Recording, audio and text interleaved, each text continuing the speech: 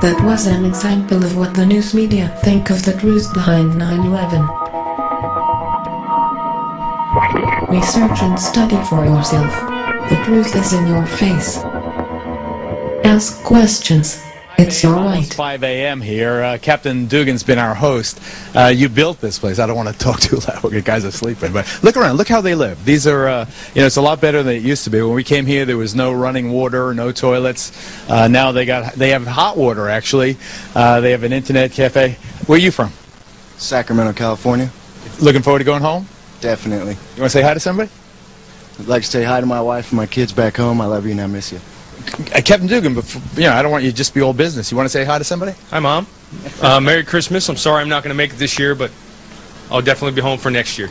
That's right. All right, watch this cable. Let's come. So, all right, how many guys are in this building, or is that classified? We rotate the number of soldiers that are staying here based off force protection requirements. Usually we have about 40 soldiers staying here at night that rotate through security here and patrols within the city. So what's this room here? We've got we call it a Spa Wars internet cafe that's provided free of charge to the soldiers so they can communicate back at home. There's phones and there's desktop computers, and we've got the plug-ins so that they can plug their laptops in and do whatever they need to do. Yeah, I've been a war correspondent for most of the last 4 decades. What is amazing is that these GIs are not cut off from home the way they were in former wars. They get on the internet. I saw one guy talking on the video phone with his wife at home. They were watching the Army-Navy game. Oops, sorry guys, I didn't mean to bring that up. Come here, come here, sorry, Staff Sergeant. Staff Sergeant Hicks, this is what? This is pretty much as we near the end of the tour. My crew started putting together everything that we'd done. It's just a tally of Purple Hearts that we've issued out to my platoon. So this is what? This is Purple Heart wounded in action and killed in action on our side. 12. Roger that. That's just from your... That's just from my platoon. That's 12 out of how many?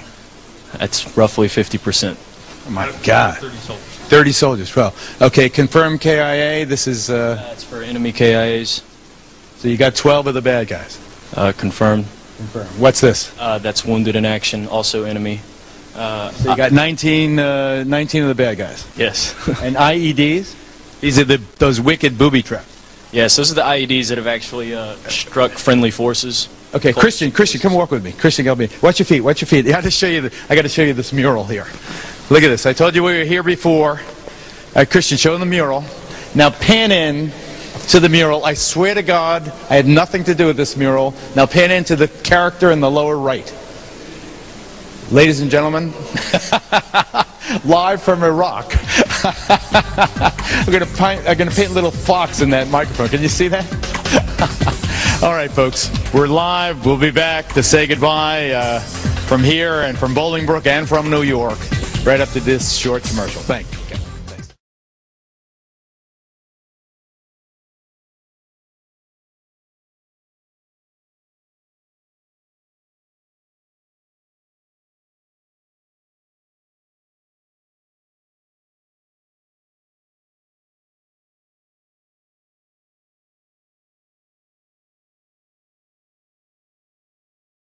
Coming to you from the sand fields of Iraq, we have recent information of where the Al-Qaeda might be hiding and training their troops. Now listen up. This is a secret information. I feel like I really probably shouldn't tell you this, but I'm going to make you a sand map and let you know where we're going to be raiding and what time exactly. Okay? And so in 5 minutes we're going to invade this compound. Now pan down and I'll show you the sand map. Okay. Right here we have this is the enemy camp. This is our troops here and here. Okay? Okay. The enemy troops are here. And if they wanted to attack us, they would attack us in the next hour here. Okay? This will be ideal. You kill our troops, okay? Boom. Boom. Dead. But we hope that doesn't happen, even though this is a live broadcast. Okay? I hope I'm not giving away anything, maybe losing my job. But come with me and we're going to go inspect the compound, okay?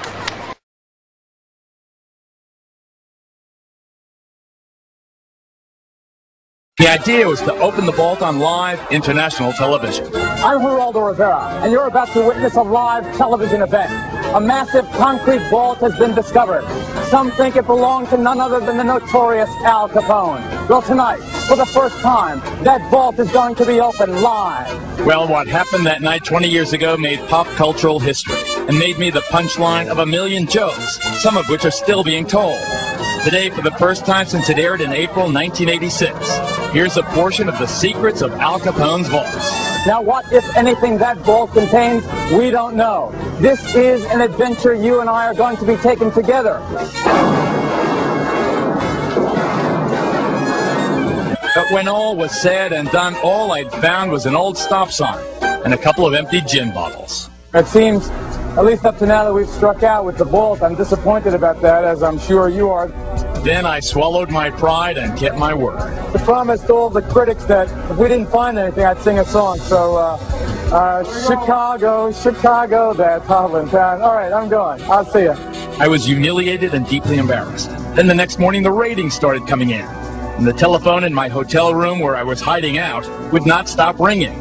The mystery of Al Capone's vaults was, and still is, the highest-rated syndicated special in the history of television.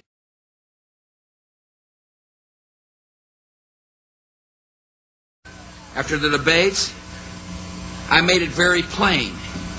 We will not have an all-volunteer army. And yet this week, we will have an all-volunteer army.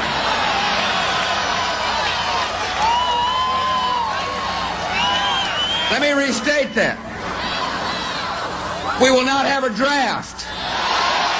Prospects of reinstating the draft, even as President Bush makes plans to expand the overall size of the Army and the Marine Corps. The Selective Service System confirmed today it plans to conduct a comprehensive test of its draft procedures. It maintains the exercise is routine. Still, the move and some controversial remarks by the Veterans Affairs Secretary Jim Nicholson are now putting the draft debate once again back in the spotlight. Let's bring in our congressional correspondent, Dana Bash. She's following the story for us. Dana, what is going on? Because it would seem after Charlie Rangel raised this issue a few weeks ago, he's been raising it for a while, the administration was rejecting it, but there's new controversy today. There is controversy given the news you just reported, Wolf, but I talked this afternoon to top aides, to Democrats about to take over the House and Senate, and they all said the chances are still slim to none that the draft will be reinstated anytime soon. Even with the new bipartisan push to expand the military, pretty much everyone believes that could and should be done with an all-volunteer military, the one that has been in place since the draft ended in 1973. Now, one senior Democrat, as you mentioned, Charlie Rangel, did publicly call for reinstating the draft last month, but his party leaders, from incoming Speaker Nancy Pelosi on down, said that was not in the cards. Now, there was a brief question about whether the White House was maybe lifting its long-standing opposition to reinstating the draft when yesterday Veterans Affairs Secretary Jim Nicholson told reporters, quote, our society would benefit from a draft, but then he later reportedly issued a statement to clarify, saying he does not support reinstating the draft. Now, as you mentioned, the Selective Services System is confirming today it wants to test their procedures. That did create some buzz about the controversial topic of the draft, but they took pains to say the exercise they're doing is just routine, and the bottom line is the White House opposes the draft. Most Republicans and Democrats on Capitol Hill do too, and one Democratic leadership aide I talked to today said no way, no how will it be reinstated.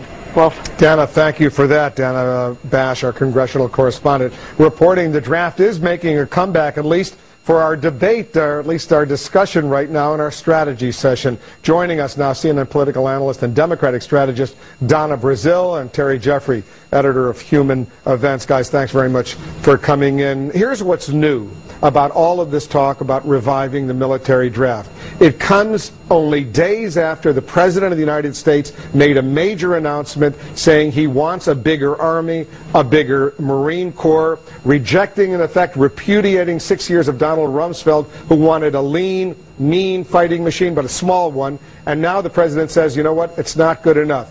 So all of a sudden, we're getting word that the Selective Service, the draft, they're going to have this major test to see how they're doing. What do you make of this? Well, this is like testing a fire alarm. I think it's part of their routine to test the system to see if it works. But if you want to unify Republicans and Democrats, bring up the draft, because we're all opposed to reinstating the draft. Many of us are. Charlie Rangel's not opposed to it. He thinks it would be good for the country. Well, you know, I think Charlie Rangel's argument, which doesn't address the size of the military, but the composition of it, is wrong, Wolf. The Heritage Foundation has done an excellent study that shows military recruits, even since the war in Iraq, are a little bit wealthier and a little bit better educated.